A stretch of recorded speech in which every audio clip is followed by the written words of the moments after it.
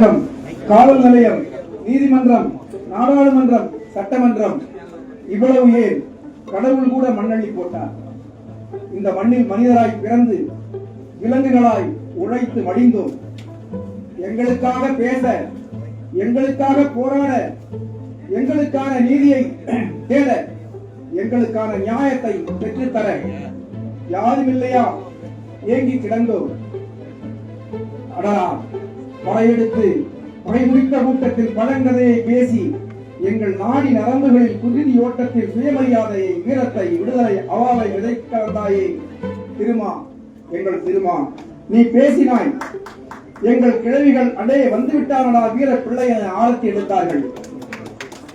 திருமா, நீ ஆக்ரோஷமாக முஷ்டியை உயர்த்தினாய்.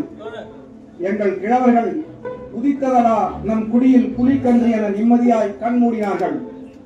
அடங்கமறு, அத்துமீறு, உன் முழக்கத்தில் ஒவ்வொரு சேரியும் எரிமலையானது.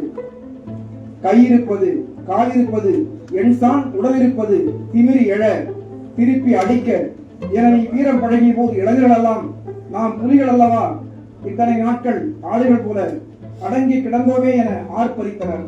போர் பரணி எழுப்பினர். தா போட, டீ போட நாக்குகள் நடுங்கின. தீண்டாமை சுவர்கள் இடிந்து ஒடுங்கின. இந்த தமிழ் நிறம் எங்கள் தொல்நிறம் என ஈழம் பேசினாய். காவிரி போற்றினாய், அணு உலை எதிர்த்தாய். உழவை காக்க, உழவரை காக்கவென களமாடி கழித்தாய். நாடாளுமன்றமும் சட்டமன்றமும் உன் நாவுக்கு மயங்கியது, மதிப்பளித்தது. ஐநாவும் உன்னை அழைத்து மதித்தது.